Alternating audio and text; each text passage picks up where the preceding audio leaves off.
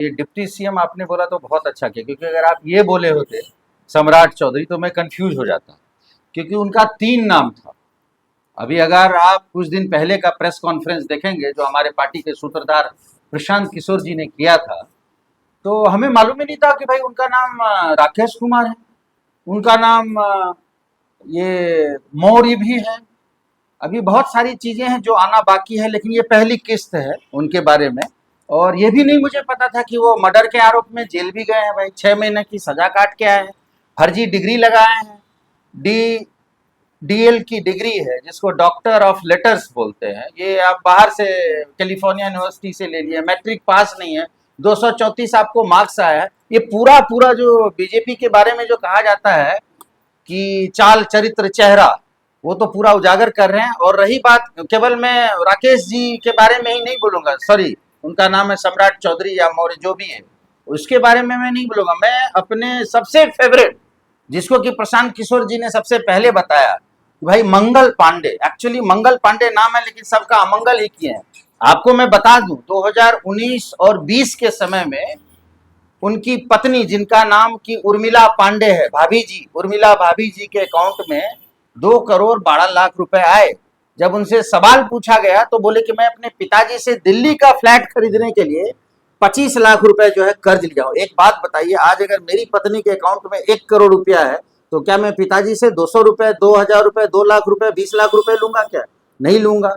तो उसका पहले तो आप खुलासा कीजिए। और मैं एक्चुअली अच्छा नहीं लगता है मुझे कि मैं उनका पूरा अकाउंट डिटेल शेयर करूं, लेकिन उनके अकाउंट का जो डिटेल है, लास्ट 4 डिजिट 1819 अकाउंट नंबर है। 1920 में उन्होंने घोटाला किया है। वो 2 करोड़ 12 लाख रुपए का भैया आप हिसाब दे दीजिए कहां से आया। और उस समय तो कोरोना का टाइम था भाई, और कहां कहां से पैसा है। उनको मेरे तरफ से यही है कि आप जल्द से जल्द बता दीजिए, हम लोग को मालूम है उनका चिट्ठा है। रही बात आपके जदयू के चौधरी जी, अशोक चौधरी जी, जो अपने पुत्री के लिए जो है टिकट खरीदे हैं, 200 करोड़ रुपए का घोटाला किए हैं। जमीन जो है अपने पीए के नाम से, दत्त साहब हैं उनके नाम से जमीन करवाए, उसके बाद 2 साल बाद जो अपनी बेटी के नाम से जमीन करा दिए।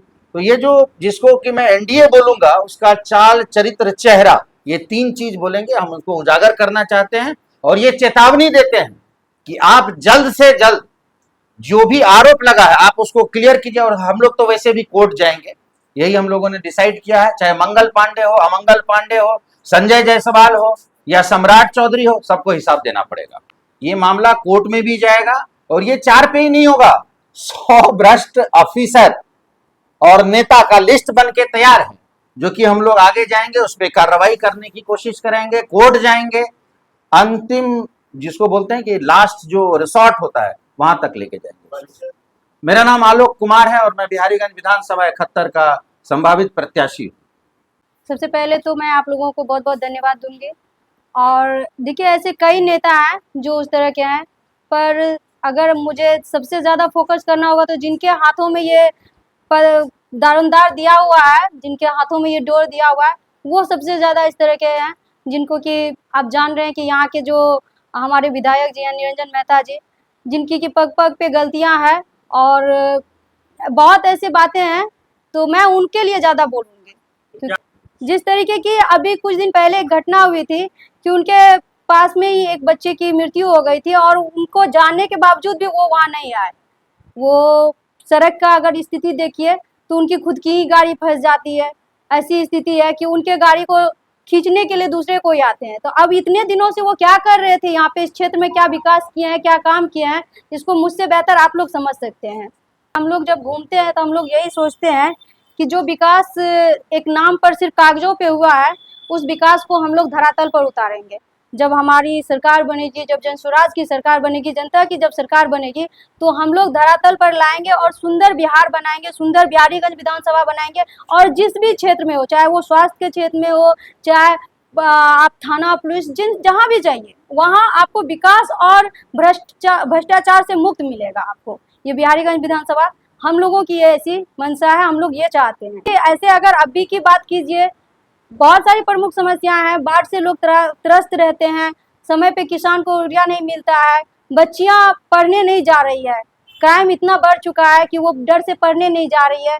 और नाली की समस्याएं होती है, लोगों को घर नहीं है रहने के लिए, पता नहीं कहाँ कागजों पे इंदिरा आवास की योजनाएं चल रही है, और अगर हम जाते हैं तो गांव के गांव, बस्ती के बस्ती बिना घर के मिलते हैं हमें।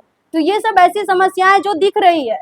ऐसे तो बहुत सारी समस्याएं हैं जिनको हमने जब जाते हैं, सभाएं करते हैं, तो उनसे बातें करते हैं और उनका सारा समस्या मेरे पास लिखा हुआ है। ऐसी बहुत सारी समस्याएं, पर ये कॉमन समस्याएं जिनको कि लोग कहते हैं, और ये जो हमारी सरकार में वो डाटा देते हैं कि हम इंदिरा आवास योजना चला रहे हैं, शौचालय चला रहे हैं, पर कहीं आपको कुछ मिलता नहीं है। जी, मेरा नाम खुशबू कुमारी है, मैं बिहारीगंज विधानसभा 71 की संभावित प्रत्याशी हूँ।